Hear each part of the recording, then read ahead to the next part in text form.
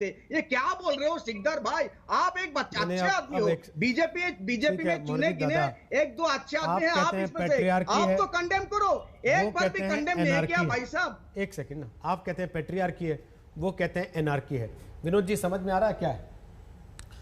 मुझे तो समझ में आ रहा है कि चुनाव है और चुनाव में इस तरह के आरोप एक दूसरे पर लगाएंगे, वो एनार्की कहेंगे, वो पेट्रियार्की कहेंगे और कोशिश ये करेंगे कि अपने अपने वोटर को गोलबंद करें, अपने अपने वर्कर को गोलबंद करें, क्योंकि चुनाव बिल्कुल अपने अंतिम, अब 3 दौर के हो चुके हैं, 5 दौर और बाकी हैं, तो जितनी ताकत लगा सकते हैं दोनों पक्ष वो लगा रहे हैं। इसलिए अभी आपको और तमाम तरह के दृश्य देखने को मिलेंगे। हो सकता है कुछ और भाषाई जो है शालीनता आपको दोनों तरफ से मिले देखने के लिए। तो मुझे लगता है कि चुनाव में सारे हथकंडे पार्टियां बनाती हैं, वही अब इसमें हो रहा है। लेकिन जो आपने एक प्रश्न बहुत ज़बरदस्त किया था, सिकदर साहब से भी किया था और इनसे भी किया था कि भाई ईवीएम जो है वो बीजेपी क्या मिले तो चुनाव आयोग, ईवीएम टीएमसी क्या मिले तो चुनाव आयोग, और पार्टियां ऑन नहीं करते। तो आखिर ईवीएम को पार्टी के कार्यकर्ताओं से इतना प्रेम कैसे कि अपने आप चल के चली जाती है? हम लोग तो उस दौर की रिपोर्टिंग करते रहे जब बैलेट पेपर से चुनाव होते थे और बैलेट बक्से जो है पता लगा बूथ लूट करके संजीव राजी जी बैठे हुए हैं। ये जानते हैं ये संजय जी कि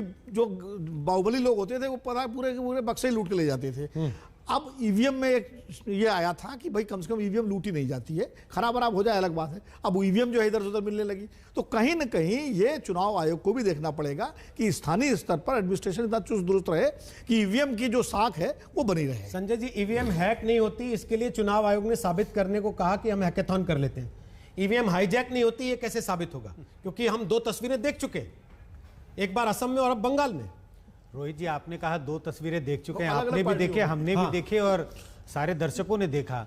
इन तस्वीरों को देखने के बाद तो यह नहीं कहा जा सकता कि ईवीएम दूसरों के घरों में नहीं पाई जाती है, ईवीएम को यहां से वहां मतलब ऐसी जगहों पे नहीं रखा जा सकता जहां नहीं होना चाहिए। तो इन तस्वीरों को देखने के बाद तो झुटलाया नहीं जा सकता। बिल्कुल इसके हैकिंग की बात नहीं हो सकती, लेकिन इसके साथ छेड़छाड़, और छेड़छाड़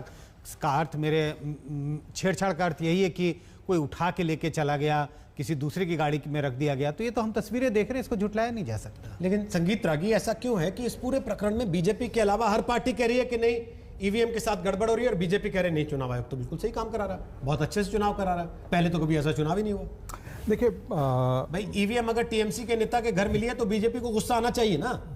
जैसे आसाम में बीजेपी नेता की गाड़ी में मिलने पर बाकी पार्टियों को गुस्सा आ रहा था, क्यों नहीं आ रहा बीजेपी को गुस्सा? देखिए ये तो बीजेपी के प्रवक्ता मुझे लगता है कि आपने भी किया होगा। नहीं, मुझे लगता है कि बीजेपी के प्रवक्ता सक्षम है इस बात का जवाब देने के लिए। लेकिन जो मैं विश्लेषण कर रहा हूँ बहुत साफ है कि चूंकि चुनाव आयोग एक स्वतंत्र संस्था है और भारतीय जनता पार्टी ये कहीं नहीं ये बताना चाहती है और कहना भी नहीं चाहिए कि जो है वो चुनाव आयोग निष्पक्ष नहीं है, ईवीएम का ध्यान नहीं रखने।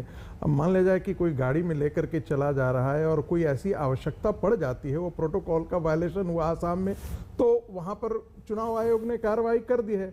लेकिन अब इसके आधार पर आप पूरी चुनाव आयोग की निष्पक्षता को ही कटघरे में खड़ा कर दें तो ये एक गलत बात होगी। वैसे ही बंगाल के संदर्भ में 1 नहीं 2 नहीं 3 प्रकरण बता सकता हूँ। 2 का हम जिक्र कर रहे हैं, तीसरा भी असम का है जहां पे